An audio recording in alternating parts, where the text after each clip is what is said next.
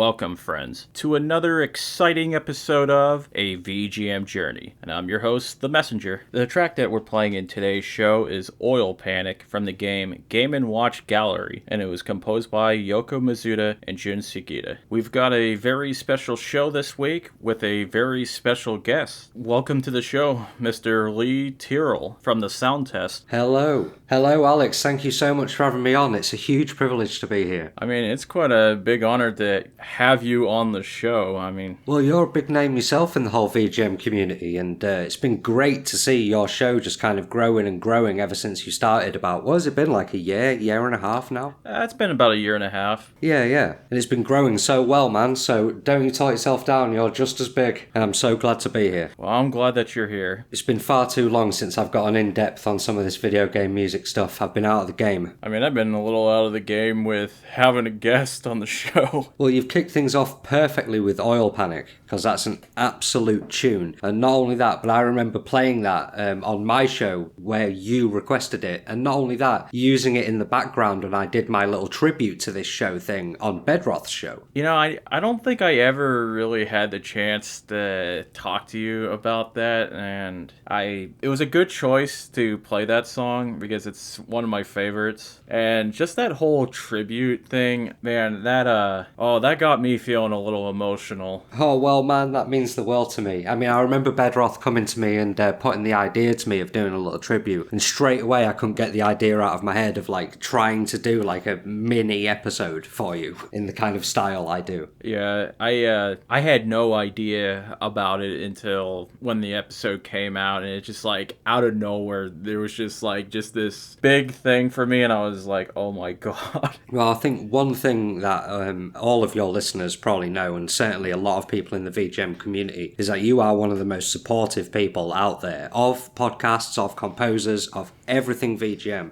And you've always been one of the most supportive people of the Sound Test. And man, that was just my little way of showing my appreciation. Well, thank you. I appreciate that myself. No problem, dude. And again, now following up with an appearance on your show, we're going to have to follow this up with you appearing on my show when I finally get started again. I would love that. Absolutely, man. I'll be in touch as soon as the wheels are rolling again. There's still so much left to come. We're obviously on a little hiatus at the moment, but it's not over by any means. Nah. You've given me a little opportunity to kind of continue things here tonight as well. Yeah, I just wanted to have you on the show, and you brought a handful of really nice tracks, and why don't you say, let's get right into it. Well, I wanted to pick some tracks that were pretty big for me, and I wanted to think long and hard about it, because you do have a listenership who really knows their VGM, so I wanted to bring in some strong stuff, and kind of go, I guess, a little bit historically through my own life in a way. So I wanted to start out with what wasn't even my first console, it was my brother's first console, the Sega Mega Drive, which, as anyone who listens to my show knows, I just absolutely love those FM sounds available on that chip. So to showcase that, I picked one of my favourites of all time from Road Rash, Redwood Forest. That's a bit of a tongue twister, isn't it? But which is basically kind of VGM Rush, Pink Floydy kind of stuff, which is straight up my street. And I think this was actually composed by a guy called Michael Bartlow.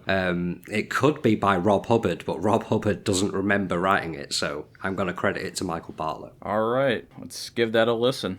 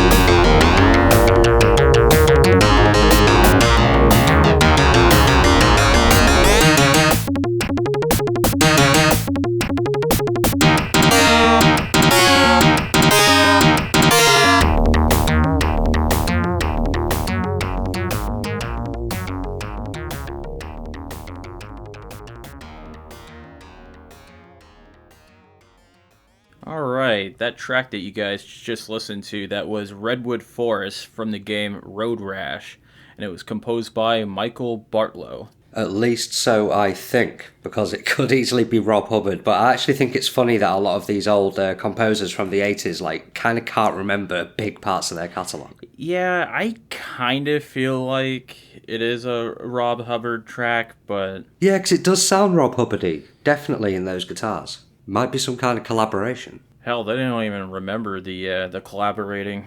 They're like, yeah, I think I might have worked on this one part of the song, but maybe it was somebody else. Who knows? Exactly. Well, actually, since we're talking about Rob Hubbard, I remember speaking to him and Ben Daglish, who we're going to come to later on. When they collaborated, they both talked about how drunk they were. And it was just a really amazing drunk evening, which it was almost as if the music was on the side. Oh, man. Yeah, so no wonder that they can't remember. Hey, it sounds like a good time. Absolutely, absolutely. And I had total flashbacks then, as I was saying too, when we were both listening to the music.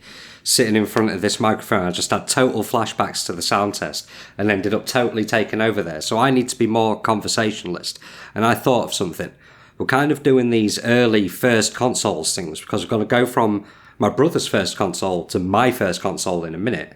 But on the way, I wanted to ask you what your first console was. My first console was the Super Nintendo. Oh man, well that's perfect. Same here. Which I believe that your next track is a Super Nintendo track. If I'm looking at this track listing right. Yep, that is correct. Before I get into that, I do want to ask you, what is your experience with Road Rash? Oh man, well, as I say, that predates me even having a console myself, so I was so young. But it's those earliest gaming memories playing two-player, at least I think it was two-player Road Rash with my brother. If it wasn't, we were alternating turns all the time. It was one of the biggest games that I can remember from my childhood, from the Sega Mega Drive, or the Genesis for you guys. And it was basically switching between that and Streets of Rage up until I was about 6 years old and finally got a Super Nintendo for myself. So nothing but Road Rash and nothing but attempting to hit the cop that chases you off his motorbike with the truncheon. But I think it's impossible. Yeah, to be honest, I actually don't have too much experience with Road Rash. The only Road Rash game I've played was Road Rash 2. Right. And it was just for a little bit. Which is ironic because I don't think I've played the second one. But yeah, the amount of hours I've put into the first, I couldn't even begin to count. But yeah, it was just that mix of racing and violence that obviously GTA got down perfectly years later. Yeah, I can't really think of too many games that were just like Road Rash at that time. There was something extreme about it in those like innocent early 90s days. There was something like genuinely extreme about hitting someone off the motorbike.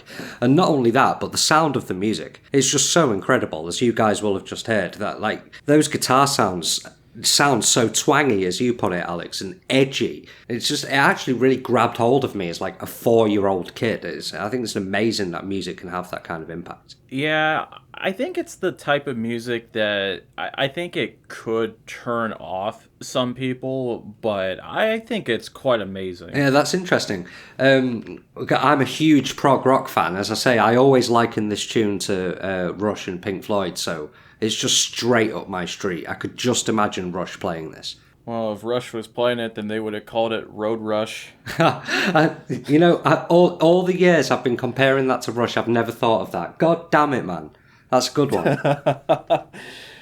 Oh, man. Yeah, honestly, I just came up with it on the spot. I'm going to have to remember that one for when I come back. Oh, man. I think I've played the entire Road Rash soundtrack like probably 3 times on my show over the years. Yeah, I might be misremembering this, but one of my listeners, I believe it was Scott McElhone, he requested a track from Road Rash like so many episodes ago, so I believe this is the second time I've played Road Rash on the show. Yeah, I always tilt between this and another tune, so I'm willing to bet it's that. I'm going to have to look back on that one. I can never remember their names. Is there any other thoughts that you have on Road Rash, or? Not really, because it's not something I've ever played in adulthood. It's funny. I've never really gone back to it. It's maybe that those memories I've got of playing it with my brother as a child are just like so amazing and crystallized. I kind of don't want to ruin it. Well, are you feeling like you're ready to move on to your next track? Absolutely, yeah. Well, So what kind else of do you have? continuing this theme of early consoles things, I say I kind of wanted to have a semi-historical thing going on, so at least I'd have some things to talk about beyond the same topics that come up, which is Donkey Kong Country, which pretty much lit the fire for me loving video game music. I mean, obviously, we've talked about Road Rash and how that picked me up as well. But as a kid, I got distinct memories of watching my brother play it on my Super Nintendo, no less, and not even caring about the game for the first time and just totally zoning out on the incredible use of sound, specifically on Donkey Kong Country 2, but we're going to play something from the third one. Yeah, the track that you were bringing is called Nuts and Bolts, which was composed by Eveline. That's pretty good Novakovic. pronunciation, man, because I had to ask her straight up. I had to say to Eveline when I interviewed her, I've got no idea how to pronounce this. Help me. I think randomly there was like some video that I was watching talking about the Donkey Kong Country series, and like the guy that did the video, he just pronounced her last name just like that. So I was like, okay. Well, at first I was how we thinking it do was that. Novakovic. Is that what? Oh, I've lost it now. There's so many different ways to pronounce that. I had about 8 in my head. How is it actually pronounced? Remind me. Novakovic? I don't know if it's Kovic or Kovic. I remember her saying it was Kovic, but I was obsessed with the idea that it was Novakovic at first, which sounds kind of like a footballer. Yeah, it kind of does. Yeah. But before we go into the track quickly, I did want to say the reason why I've picked Eveline is because I've always been a huge champion of her work. And obviously when talking about the Donkey Kong Country stuff, often what first comes to mind is David Wise, who is one of the all-time top composers, there's no doubt about it. But I've always said on my show it's annoying to see a lot of Eveline's work, who did a lot of Donkey Kong Country 3 and the first game, getting credited to David Wise. So I always try and champion Eveline's amazing work wherever I can. And of course, it was a real honour to interview her a couple of years ago as well. Well, let's see if we could, win some people over and play this track. Let's hope so. Listen out for the bass line. That's all I'm going to say.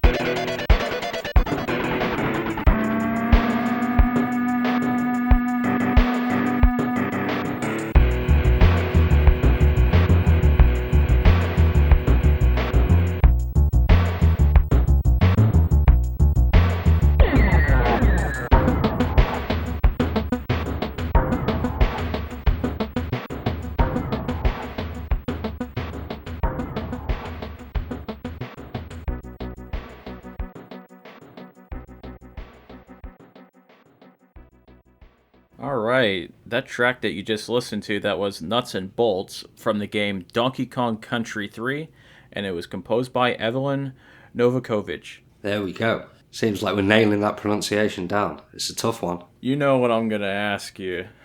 So, go ahead. How come you picked this track? Well, as I say, I always want to champion Eveline wherever I can, and I feel like I had to play something from the Donkey Kong Country series because I'd say it's actually the single most important influence on me loving video game music from a young age, because those sounds from the whole Donkey Kong Country series really did just blow me away. But as I say, I had this thing where I wanted to play stuff from Eveline, and there were some more obvious tracks that I could have played from the first Donkey Kong Country, like Simian Segway's one of her big tunes. But Donkey Kong Country 3's soundtrack is really, really underrated in the grand scheme of things, and there's some really wonderful tracks tucked away in there, and Nuts and Bolts is just one of them. Yeah, I was saying to you when we were listening to it that I'm like a huge sucker for a really good bass line, and I was enjoying that quite a bit. Yeah, and I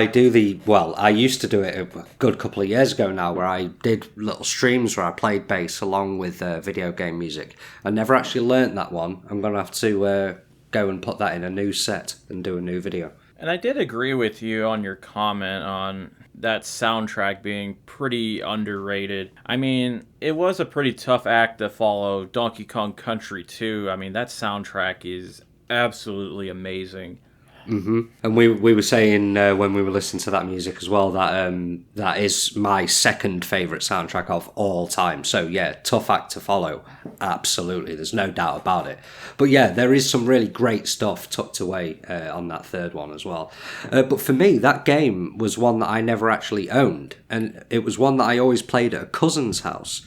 And it really annoyed me that I never owned it. It was a big game like that. Did you have anything like that? Like a game that you had to play at a friend's house because you didn't have it, but you wanted it so much? I guess for me would be Halo at the time. Oh, yeah. Yeah, that was one for me as well because I didn't have the Xbox early on. Yeah, I wound up getting a 360 like later on and then just playing like a whole bunch of Halo 3. Man, that sounds like pretty much the same way I approach things. I was slow on the Xbox. So, I mean, for me, I was like, I think even to this day, like, I'm like a huge Nintendo fanboy.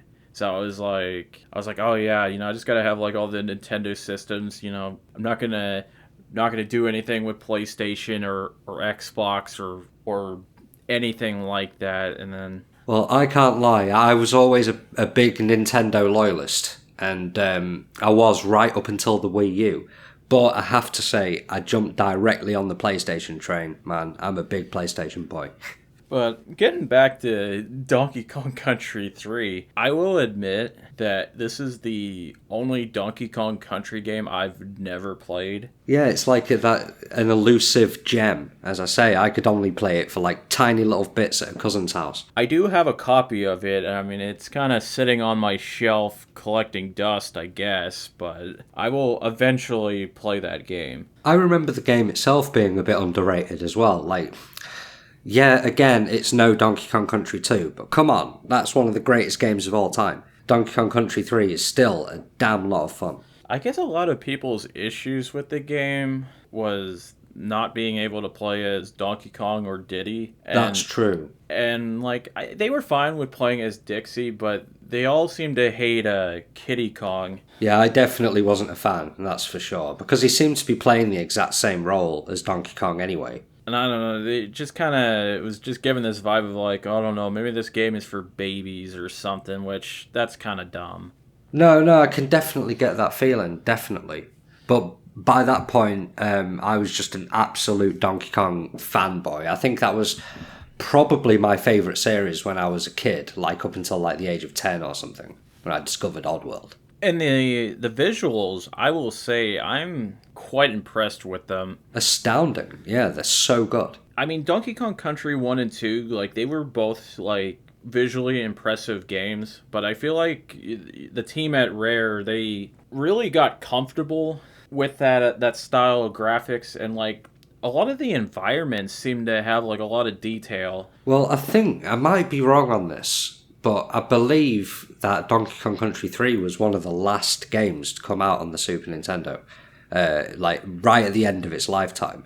So there might have been some crossover with the N64 coming in, and we know that Rare were going all guns blazing on those games for the N64, so maybe they were just like busy with the transition into the next generation. Yeah, I want to say it came out just months before the 64 came out. Yeah, it was one of those late stage ones like Mario RPG. That's another game that I think looks fantastic. Absolutely, man. I completed that for the first time just a couple of months ago. Incredible stuff. And I know that like a lot of people, they really didn't like the soundtrack as much. I mean, I think a lot of what I was hearing was they didn't really like how atmospheric like a lot of the tracks were, but... Is this on Donkey Kong Country 3? Yes. Yeah, well, that's interesting you should say that, because that was kind of exactly what Eveline was doing on the first Donkey Kong 2, was a lot of the more ambient tracks were Eveline's stuff. And she spoke about that in my interview with her as well, where that is just kind of where she naturally falls into, for sure, definitely. And I mean, honestly, like, I think it was a good direction to go with the music. So it just gives off like a certain vibe that I just think really fits with Donkey Kong. There's a track that I came really close to choosing for your show today. I think it's called Treetop Rock, also by Eveline, but I changed it right at the last minute to Nuts and Bolts. That is a good track. Yeah, that track, it like really is the DK sound, actually. Like, besides all the, obviously you've got the big bombastic brass and drums side of it, but like, if you go back to early memories of playing those Donkey Kong Country games, that Eveline atmosphere that goes through a lot of it is such a huge part of the Donkey Kong Country sound as well. Yeah, I just find it a bit unfair that, you know, a lot of people, they just gravitate towards, like, all the Dave Wise stuff. And like you were saying earlier, like, you know, even some of these other tracks, like, they would actually miscredit them and say that Dave Wise was the composer when, in actuality, it was Eveline. Yeah, exactly. And, like, I just don't want there to be any kind of changing of history kind of thing. Because as I say, wherever I found a cover of Eveline's stuff, or like just it uploaded to YouTube, it was almost unanimously credited to David Wise. And I'm in quite a few of the comment sections trying to correct that.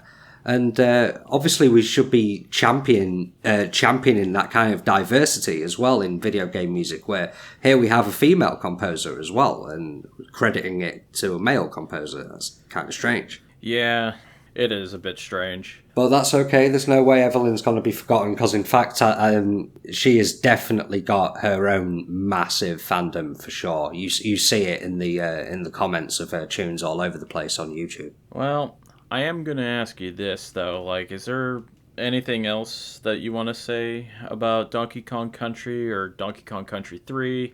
Well, I could speak all night about the first Donkey Kong Country, the first two, so no. And I think I've said all there is to say about Donkey Kong Country 3. So now I think we need to go back in time a little bit, don't we? Yeah, I think so. Yeah, because this is the kind of exception of my little historical journey, where we go back in time to before I was even born. Which is, well, you tell me quickly, Alex, like, when did you come across the C64 scene and the whole Commodore 64 fandom that's out there in that universe? Well, to be honest, it kind of just happened in the last 10 years, just through listening to various different video game music podcasts, because that was like a whole entire world that I was completely unaware of. That's it. I've got no history there, because I wasn't even alive back then. It's not something that was in my sphere of influence whatsoever. And it was only as I started researching the history of video game music for my own podcast that I stumbled onto the C64 scene and realised that and the demo scene and the Amiga and the Spectrum and all of that kind of thing is just, it's a world of its own. And I absolutely fell in love with it. And this next track that we're going to play from Hades Nebula, all of these are very obscure games now. The track is just number 2 because these songs didn't even have titles back then. It's by Ben Daglish. And it was when I was researching for an episode with him and Rob Hubbard that I stumbled across C64 music. I'd never heard anything like it. It completely and utterly blew my mind. So you'll just allow me to take over your show for another minute, Alex. I just want to say about Ben Daglish and about the unfortunate fact that he happened to pass away during the time when I was working on my interview with him, which just so happened to be the last interview he ever did. So Ben Daglish means the absolute world to me. Not just the fact that his music is incredible, but that sad, horrible thing happened to happen will always make his music super mega important to me. So I had to bring this to the show. Number 2 from Hades Nebula.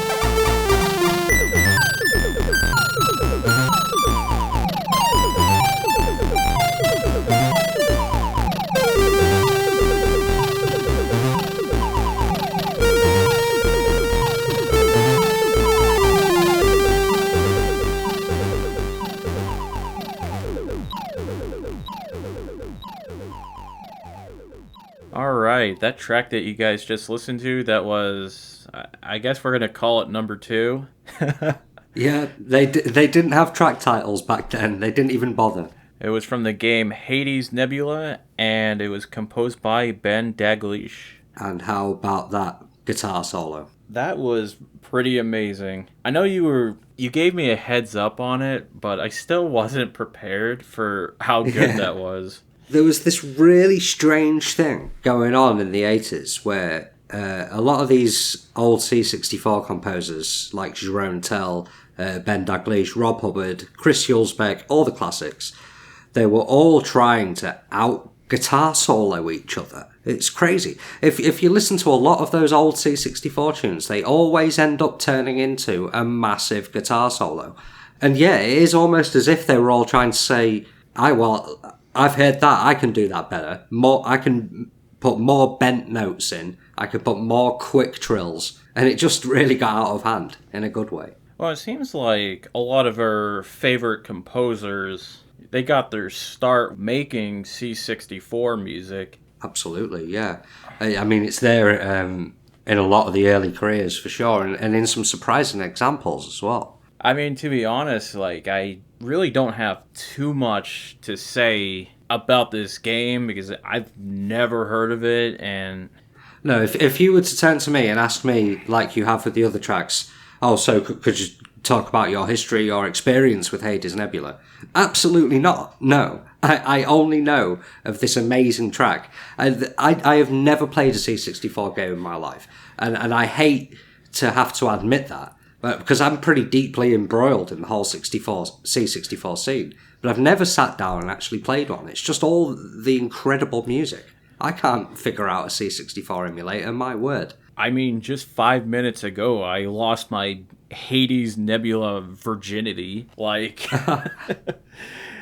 Yeah, this tune is all I know of the game. I think when it comes to C64 stuff, I've watched a Let's Play of Monty on the Run, which was one of Rob Hubbard's big themes. And yeah, it's like, it's fun to watch and it's an interesting retro thing, but I think even the people back in the 80s who programmed these games would accept that they haven't aged well. Yeah, actually, I can see that. I guess slightly off topic, but I've played the Rare Replay collection on Xbox One, and like a lot of their games on there, they were from the ZX Spectrum, and like I was just playing this stuff for like a couple minutes, and I'm like, I get that there's some like historical value, with these games, but I just cannot get into it.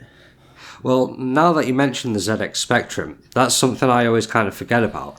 My dad did have one, and I do have a few early hazy memories of playing Advanced Pinball Simulator and Hong Kong Phooey on the ZX Spectrum. And back then, they seemed great, but man, who can wait 30 minutes for a cassette to load? Well, it seems like a lot of people had a lot more patience for stuff back then. Absolutely.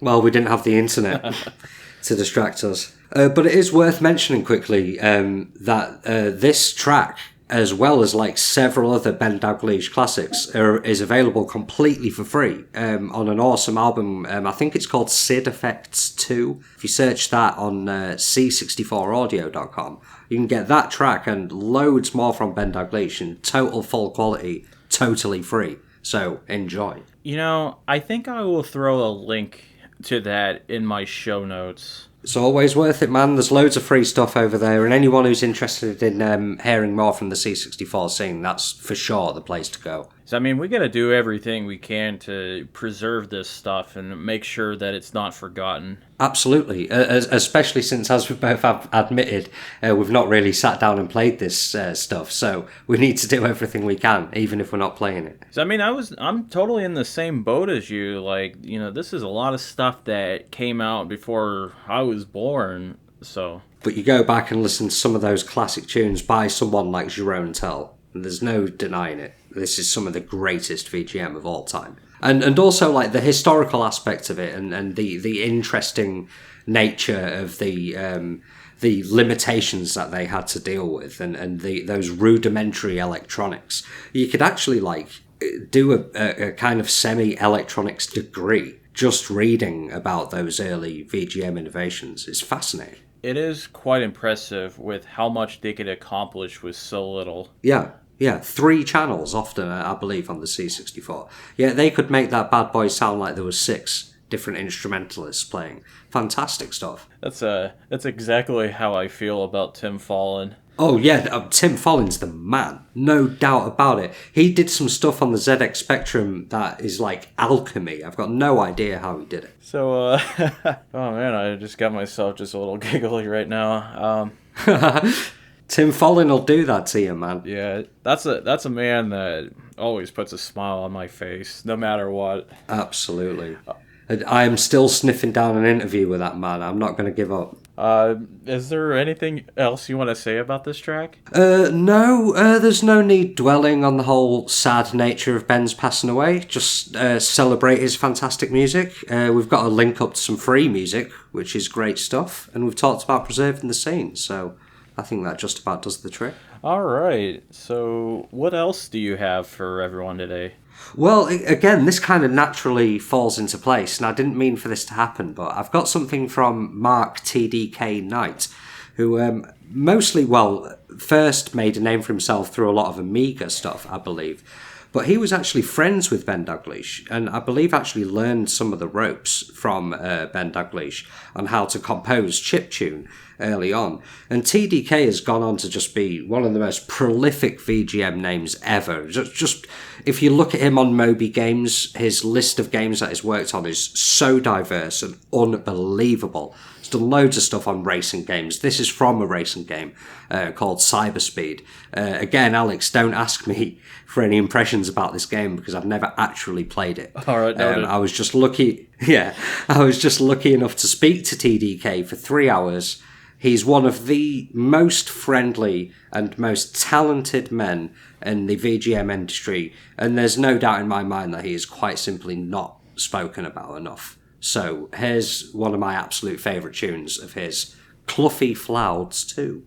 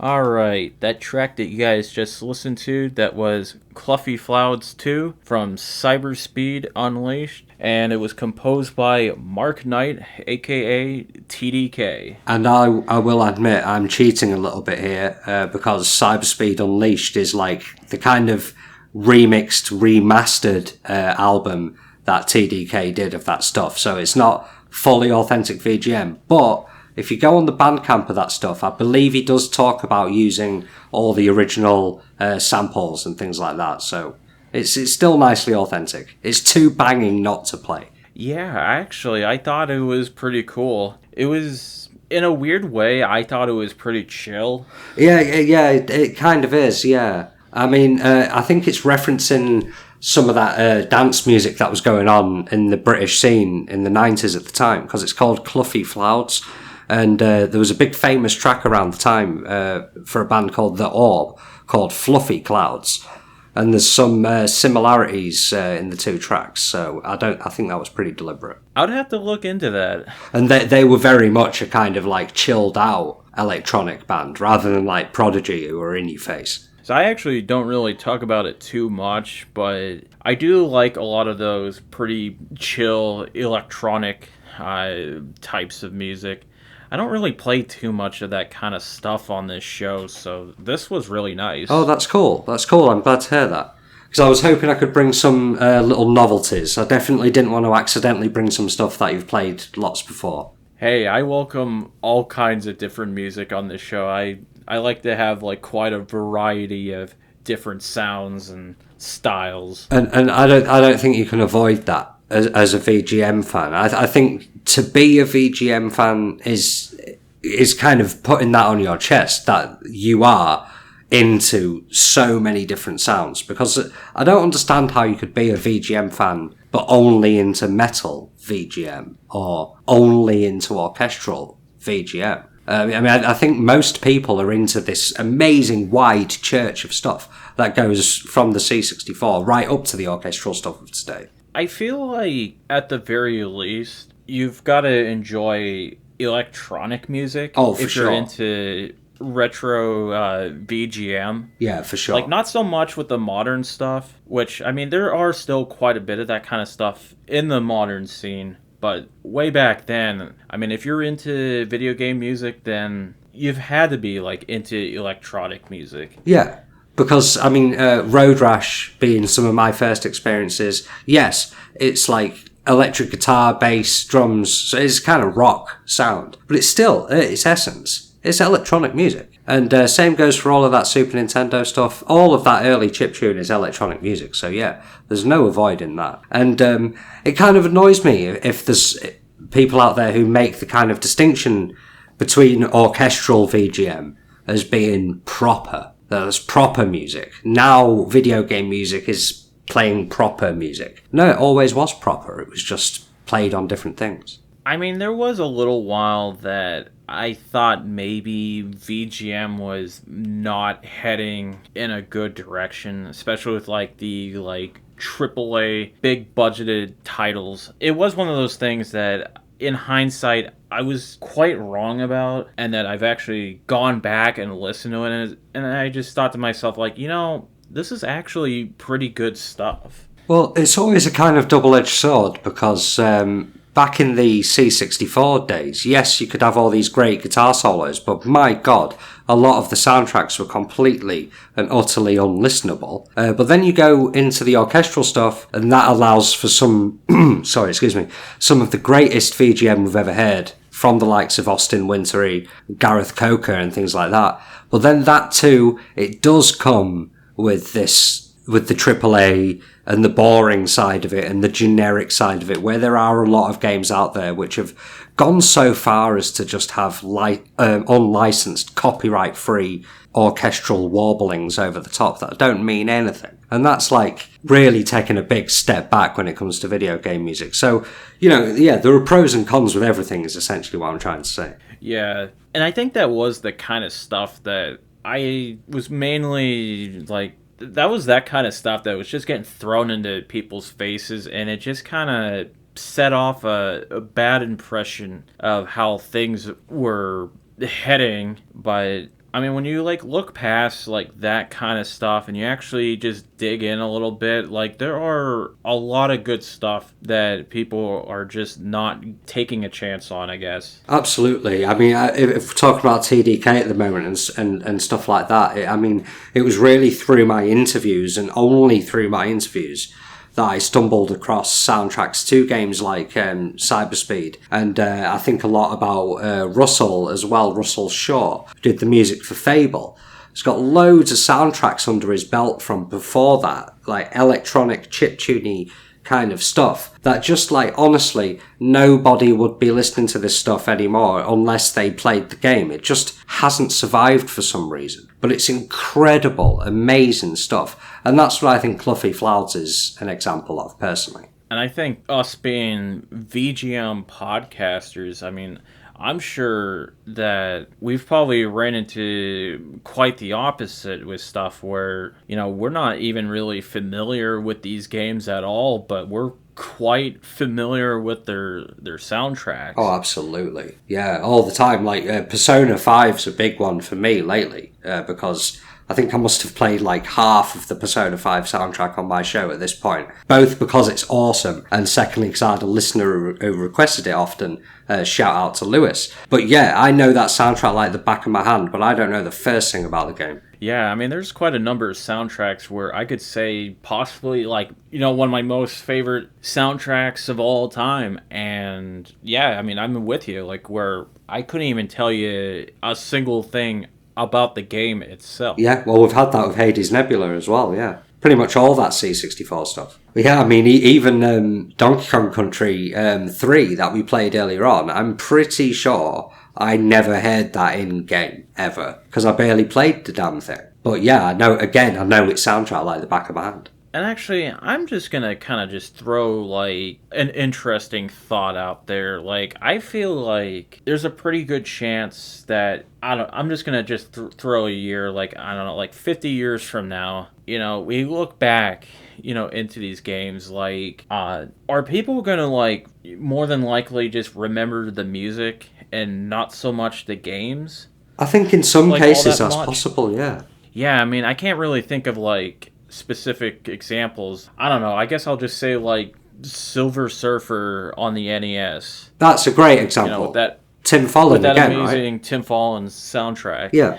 Like, are people gonna like just totally forget about these games but only remember the music for it? Well, dude, that's a really interesting point, actually, and I like it. And it's brought me to something from my recent interview with Peter McConnell, where we were talking about his use of a Tchaikovsky piece, the 1812 Overture. And I promise this is going to tie into what you were saying. But that actually had this huge historical context. Where it actually meant something about a Russian victory over Napoleonic forces. And it had kind of this historical narrative context that was very rich within the piece. And not only that, but a lot of other classical music is like that. It was for something. It was written for something in a lot of cases. I also think of Eric Satie, who I'm a big fan of. I might be wrong here, but I'm pretty sure he wrote music for circuses, which now we just listen to as classical pieces. Now, that's the same as what you're saying there, is we've forgotten all about the circus, but we've still got the music. I think it's entirely possible that, yes, there will be many games that are completely lost to the sands of time, but its theme tunes are still well known. I might be wrong about the circuses, but, you know, my point still remains. I just feel like a lot of the classic VGM, I mean, they've just lived on as long as they have, and I think eventually they'll probably just even outlive the games themselves because, you know, a lot of it is so good, but I think also I would say the music is a lot more accessible than the games themselves. Absolutely. It's certainly in some cases, yeah. But I mean, it's also true of films too. Like, I mean, I hate to admit it, sorry guys, but I have never been a big Star Wars fan. In fact, I think I actively dislike Star Wars.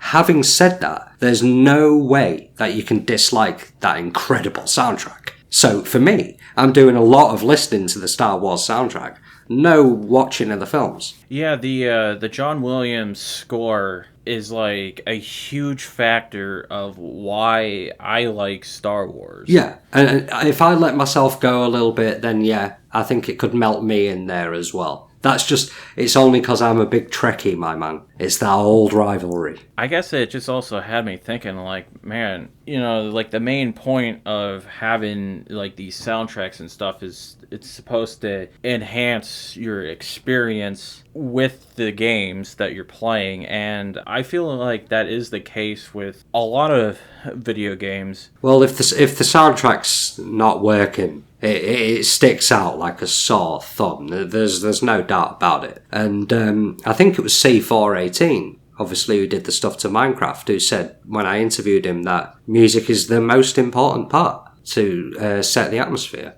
Yeah, I can't think of too many examples where like the music totally turned me off on the game. It seems like when I normally do think of bad VGM, it's often paired with, well, a bad video game. Indeed, because it's kind of like a bad production in whole. It seems like, I think, for me, like, there's not too many good games that I could think of that has a terrible soundtrack. Maybe, like, a forgettable soundtrack, yeah, but not like a downright terrible soundtrack. Yeah, I'm struggling. I mean, the only thing that comes straight to my mind is not even a full soundtrack. But I've been playing the hell out of the Final Fantasy VII Remake recently. And while its soundtrack is incredible and has done a fantastic job of updating those classic Nobuo themes, what is going on in World Market? It sounds absolutely terrible. And I think that, again, the section of the game is amazing fun. But I've got to say, Alex, now we're on the subject of it, that the music brought it down for me. That little bit of the game, that it was so bad that I was having a lot less fun because of it. Now that I think about it, I've never played the game, but I can imagine that I believe it's like the director's cut of the original Resident Evil on PlayStation. There is a track that I think is like over the top, just terrible. I mean, it just sounds like farting horns. I might have come across that, man. I know I've been through the Resident Evil soundtrack in the past and thought a lot, no, that's not right. Yeah, I could imagine that, you know, if I was playing that game and then I heard that, I would have just shut my system off. Well, we've been speaking about a few of my memories today. That takes me directly back to being like 7 years old and exactly that happening. Resident Evil was terrifying. I can't tell you how terrifying to a 7-year-old kid. I still am not in a rush to play it. I know that you have one more track for me, so what you got? One more track, and it's an interesting one, especially since we were talking about how much music can enhance a game. This is the most up-to-date one, Easy, from Hypnospace, Outlaw, which I completely fell in love with about a year ago, having to interview Jay Tholen, the creator, about it. Now, it's kind of an old internet simulator, trying to simulate what the internet was like at the end of the 90s. But in many ways, the game can sometimes be secondary to this incredible musical world that has been created for the game. So many different fake artists, fake genres, and just hours upon hours of original music in this game. It's unbelievable stuff. It really bowled me over. This is from a fake band called Klyfta. It was actually made by a guy called Chris Schlab, I believe. But the fake band within the game is called Klyfta, and they're supposed to be an old prog rock band from the 70s. And this is supposed to be one of their old classics called Sport Anthem. But of course, it was written by Chris Schlab for Hypnospace Outlaw about 2 years ago. Really fascinating stuff. All right, let's give that one a listen.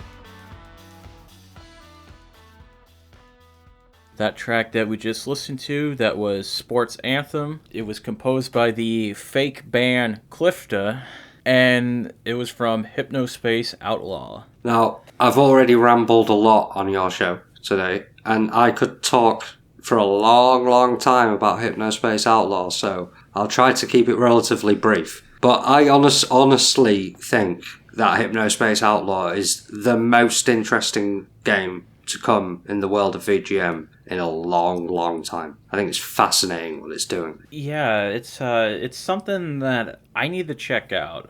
I know there's been high praise, and usually when something's highly praised, I feel as though I need to check that out. Well, I had a listener, Jerry, who repeatedly brought Hypnospace Outlaw tracks to my show, and after about 3 or 4, they were all so good and so interesting and so different that I just had to try and get an interview with Jay Tholen, who's the guy behind it, and actually buy the game and play through it and actually learn what it meant contextually. And just that world that's been created for the game. I'll try not to go on about it too much, but as I say, there's fake bands, there's fake, strange little meme songs, a whole world, so much music, but it's not just that. It kind of goes into VGM a little bit and has its own little fake MIDI system and goes a little bit into old chiptune, but in its own unique way. And you can also make your own music with its in-game sequencer. It's ongoingly fascinating. I could go on for hours and hours and hours,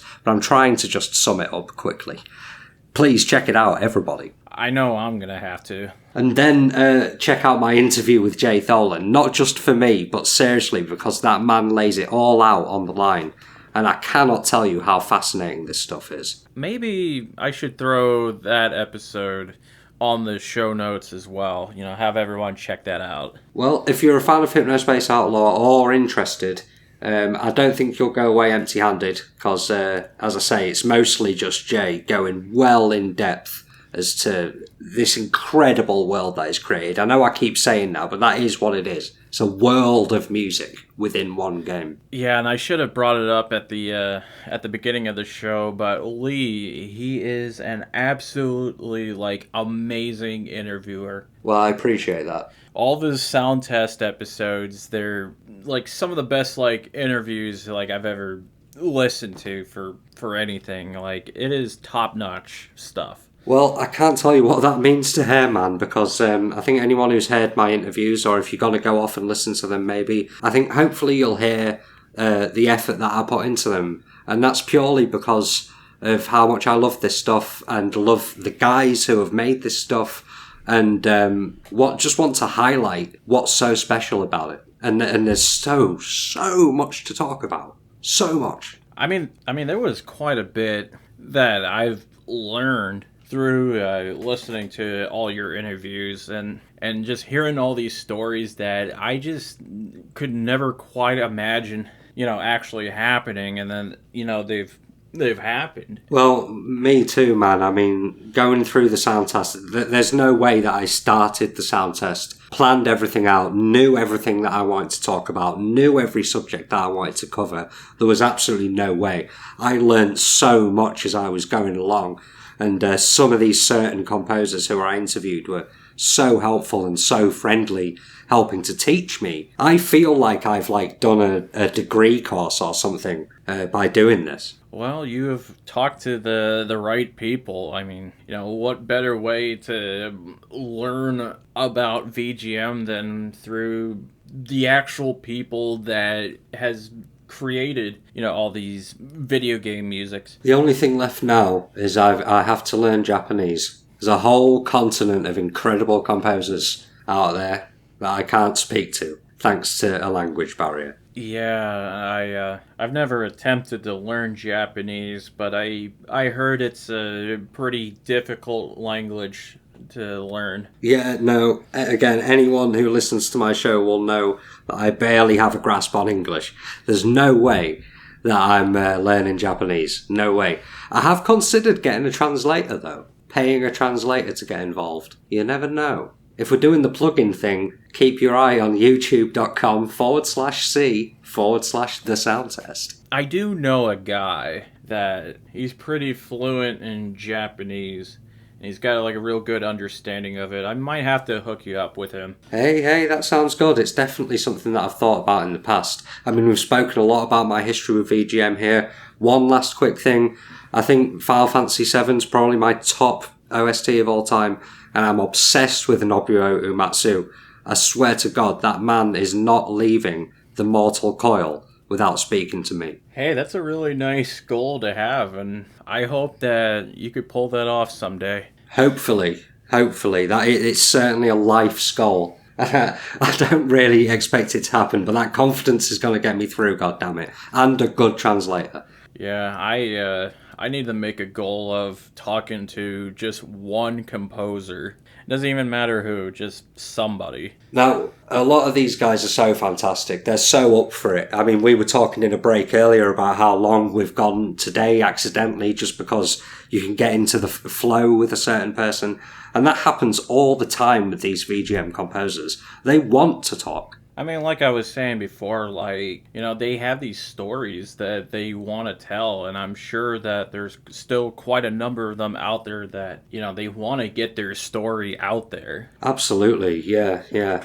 I mean, there are a few that hide under rocks. We've mentioned Tim Follin. I'm going to entice him out one day as well. I don't know what it'll take, but I'll find it. I think for me, I think my dream composer to talk to, and this is gonna shock like absolutely nobody, but I would love for one day to sit down and talk to Mick Gordon. Oh, right, yeah, of course. I mean, I've tried in the past, but, you know, gotta keep trying with that one. He's a busy man. That's a guy that I think finding work is not difficult for him whatsoever. That's absolutely true. I also wonder how sour he is after the whole Doom Eternal thing, but hopefully that won't have stuck with him too much. I will say that was a pretty ugly breakup. Yeah. I think it reflects badly on the gaming industry, and I hope it hasn't left a bad taste in his mouth, and he doesn't just like piss off to do TV or something. I know he's working on that Atomic Heart game, which right. I've heard some stuff from that, and I thought that was sounding pretty good. So well, that's a good start. That's what I want to hear. Oh man, that guy I could probably talk about for hours too, but I should probably stop myself. This is it. We've got two complete VGM nerds here. This is bound to happen. We're trying to wrap up the show, trying to do the plug-in, but we still end up talking about some nuances of video game music. And that's not just the fact that they're VGM nerds. I think that speaks to just how much there is to talk about with this stuff and why we podcast about it incessantly. So hopefully maybe that ties up some of this long rambly show for you. I guess I'm just going to kind of throw things over to you. Lee, do you have anything that you want to plug? Well, I've already mentioned you can find the sound test on youtube.com/c/the sound test. It's on everywhere else like Spotify and iTunes and everything. You'll find it if you just search the sound test. But if you don't mind, Alex, I won't mind pushing my little EP that I worked on recently, which is this weird kind of hybrid VGM kind of thing. Called Hitchhiker's Guide to the Galaxy, where I've gone back and written some music for a game from the 80s that never had a soundtrack. So I'm creating a fantasy soundtrack and trying to imagine what the music might have been like.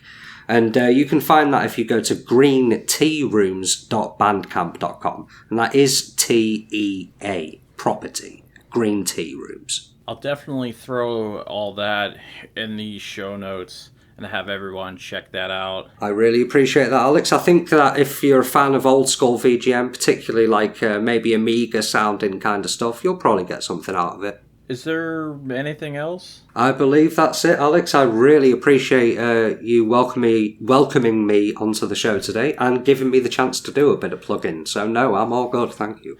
Well, I will say thank you for coming onto the show. I mean, I was really excited about all this, and I can tell that this episode, it's going to turn out fantastic. I can't wait to hear the final thing, and it's been an absolute pleasure to come on and speak to you today. I think I said at the start of the show, it's been far too long since I've gotten in deep about VGM, so thank you. Well, you're welcome. I'm glad that you were able to bring some amazing tracks and talk about them. It's been a fantastic time, Alex, and we'll have to make sure it's not the last one either. Yeah, I definitely have to have you on the show again. We've both got deep wells of VGM to draw from. Still lots to talk about, I know that much. Yeah, I know that whenever this show ends, whenever that might be, yeah, I know that I was only scratching the surface of all the amazing VGM that is out there. I know for there's sure. so much. I know for sure that I, won't be able to play everything. Well, I feel all invigorated now, and might have to look into doing some remastered versions of my old show, so we'll see about that. But you've given me enough of the floor on your show today, Alex, so I'll say thank you once again, and thank you to your listeners for giving me the time of day if you've stuck with the episode, and I'll give it back over to you, Alex, because you've got to finish up this thing. Yes, I do, and thank you once again. No problem. If you like what you've been listening to, have your friends check out the show on Apple Podcasts, Google Podcasts, Spotify, Stitcher, whatever podcatching service that you could think of. I'm more than likely going to be on there. You can email the show at vgmjourney@yahoo.com, and we're also on Twitter at VGMJourney. I also have a Discord server for the show, which I will provide a link for that in the show notes, where you can hang out with your fellow VGM journeymen and talk about games, music, and even look at some cool art. Hell, Lee's on there too. Yes, I am. I've also started a Patreon for the show, which I will also throw a link for that on the show notes. And if you pledge at the $3 tier, you get access to a monthly Patreon-only bonus show that I host with my fiancée Carly called a VGM Side Quest. It's pretty much just a lot of talking about games and music. Surprisingly, there's no art on that show. And at the $5 tier, you get a special Patreon shout-out at the end of every show, which I will thank the following people: John Harrington, John Regan, David Fleming, and Jesse Moore of Game That Tune. So thank you guys for your pledges. We're going to play out with one more track, and I know that Lee loves this track. That's why I specifically picked this track. I wanted to play Bayou Boogie from Donkey Kong Country 2, and it was composed by Dave Wise. So have a good week, everyone, and thank you, Lee, for coming on to the show. And thank you again, Alex. Bye, everyone, and this is a fantastic track.